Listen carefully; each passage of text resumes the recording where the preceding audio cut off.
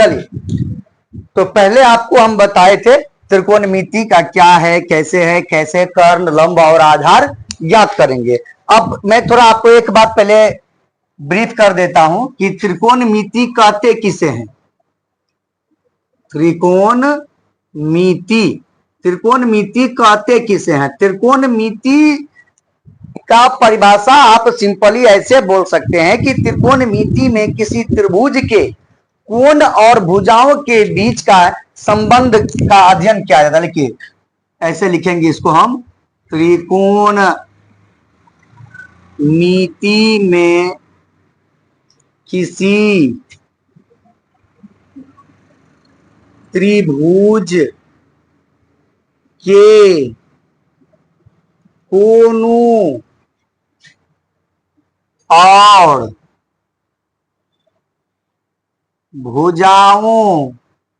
के बीच के संबंध का अध्ययन किया जाता है। यही है त्रिकोणमिति का परिभाषा कि त्रिकोणमिति में किसी त्रिभुज के कोणों और भुजाओं के बीच के संबंध का अध्ययन किया जाता है। चलिए हम मुद्दा पर चलते हैं, और मुद्दा अभी आज का था हमारा कि त्रिकोणमितीय अनुपात पढ़ना था।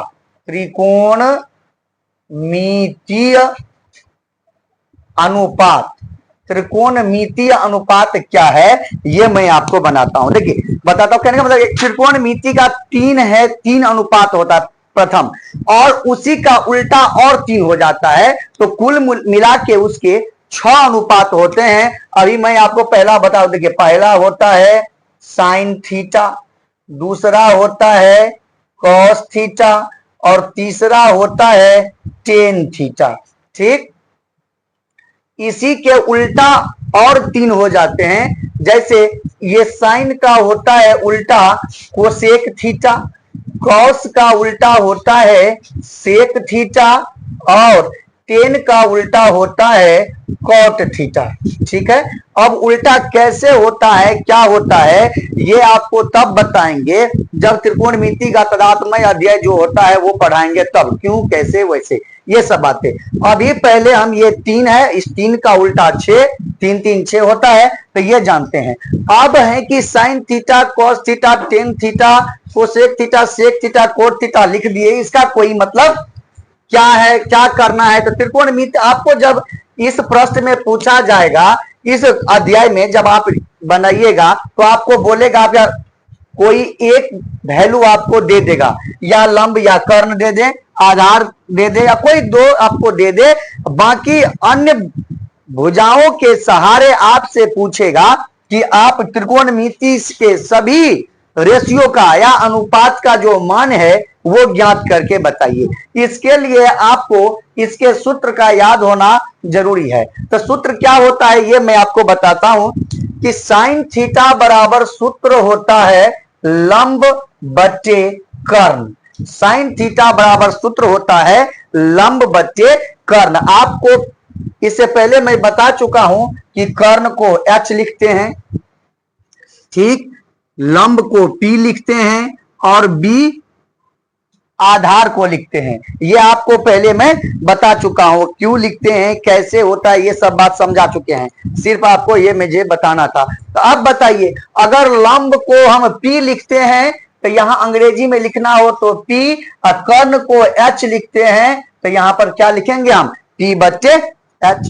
दोबारा अगर कॉस की बात करें तो कॉस का हो जाता है आधार बट्टे कर्ण, आधार बट्टे कर्ण। अब बताइए, अंग्रेजी में इसी को लिखेंगे तो आधार को हम लोग लिखते हैं b, और कर्ण को तो h लिखते ही हैं।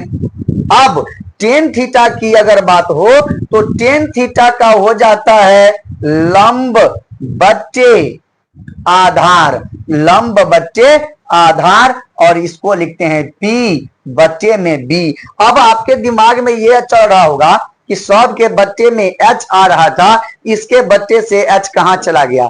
तो ये तो मैंने अभी बोला आपको कि जब वो लेसन हम पढ़ेंगे, अगला लेसन, तब उसमें बताएंगे, लेकिन फिलहाल आपको जानकारी के लिए मैं यहां बता देता हूं। होता क्या है, टेन थीटा का एक्चुअली सूत्र होता है साइन थीटा बट्टे कॉस थीटा, साइन थीटा बट्टे कॉस थीटा। अब यहां पर आप साइन थीटा का मान रख दीजिए P बट्टे एच और कॉस थीटा का मान रख दीजिए D बट्टे एच। बताइए H से H खत्म, आपके पास क्या बचा, P बट्टे B। इसीलिए टेन थीटा का मान होता है P बट्टे B। अगर आपको इस तीनों का सूत्र याद है तो अब आपको ये 6 का 6 याद है। आप पूछिए कैसे, तो बताइए, अगर साइन थीटा का मान P बट्टे एच होता है तो साइन का उल्टा होता है कोसेक, ये आपको मैं बाद में बताऊंगा। तो साइन का उल्टा कोसेक, तो कोसेक का मान हो जाएगा H बट्टे P। कॉस का अगर B बट्टे एच तो सेक का मान हो जाएगा H बट्टे B, और अगर टेन का P बट्टे B तो कॉट का हो जाएगा B बट्टे P। ये है आपका सूत्र, 6 का 6 सूत्र। ये आपको याद रखना बहुत जरूरी है, क्योंकि आप जब लेसन 1A शुरू करेंगे तो आपके सभी प्रश्न इसी के आधार पर मिलेंगे। आपको कोई 2 भुजा दे दिया रहेगा, तीसरी भुजा आपको खुद से ज्ञात करना पड़ेगा, और उसके साथ साथ आपको सभी का मान बोलेगा निकालने के लिए, sine cos tan cot sec सभी का मान। तो ये आपको, इसके लिए आपको ये सूत्र याद रहना जरूरी है। अब आपको मैं जो बताने जा रहा हूं वो आप देखिए, मैं इसको आप ये साफ कर देता हूं और मैं आपको बताऊंगा क्या करना क्या है। आपको ऐसे ही जैसे मैंने इसको बनाया था, अभी पाइथागोरस बाबा से मिले थे कुछ देर पहले। अब पाइथागोरस बाबा हमें बताए थे कि अगर लंब और आधार दिया हुआ हो तो कर्ण कैसे ज्ञात करेंगे। तो कर्ण ज्ञात कर लिए, कर्ण जैसे ही हमें ज्ञात हो जाएगा उसके बाद हम उसको तीनों भुजा का, त्रिभुज के तीनों भुजा हमें ज्ञात हो गया, तब उसका इस्तेमाल कैसे करेंगे वो देखिए। आपसे यदि पूछ दे कि साइन थीटा का मान क्या होगा, तो आपको कुछ नहीं करना है, आप तुरंत याद करेंगे साइन थीटा का मान P बट्टे एच, साइन थीटा का मान P बट्टे एच। अब मान रख दीजिए, P का मान 5 और H का मान 13, तो क्या हो जाएगा, ये हो जाएगा इसका उत्तर। पुनः दोबारा आपसे यदि पूछ दे कि कॉस थीटा का मान क्या होगा, तो कॉस थीटा के बारे में आप जानते हैं, कॉस थीटा का B बट्टे एच। तो B का पहले सूत्र भी लिखिए देते हैं, B बट्टे एच। तो B का वैल्यू देखिए कितना है 12 और H का वैल्यू 13, तो 12 बट्टे 13। और तीसरा आपसे यदि पूछ दे टेन थीटा का मान बताइए, तो टेन का आप जानते हैं P बट्टे B, तो P और B को आप खोजिए। P का मान है 5 और B का मान है 12, तो 5 बट्टे 12 इसका उत्तर। ऐसे ही अगर आपको कोसेक पूछ दे, कोसेक, तो आप तो कोसेक थीटा के बारे में सूत्र भी जानते हैं कि कोसेक का सूत्र H बट्टे P होता है। तो H का मान है 13 और P का मान है 5 रख दीजिए। अगला पूछे सेक, तो सेक का सूत्र आप जानते हैं H बट्टे B, तो H का मान 13 और B का मान 12। और ऐसे ही यदि आपसे कॉट पूछे तो कॉट का भी आप मान जानते हैं B बट्टे P, तो 12 बट्टे 5। ये मैंने सूत्र के हिसाब से आपको बता दिया। बाकी यदि आपको सूत्र पर ध्यान नहीं, सूत्र भूल गए तो इसको उल्टा करके लिख दियो। वैसे सूत्र भूलना नहीं है, अगर आप सूत्र ही भूल गए हैं तो गणित क्या बनाएंगे। गणित का सबसे महत्वपूर्ण चीज है उसका सूत्र, वो याद रहना चाहिए। खैर चलिए, अब तो साइन का उल्टा कोसेक देख लीजिए, 5 बट्टे 13 13 बट्टे 5। कॉस का उल्टा सेक 12 बट्टे 13 13 बट्टे 12।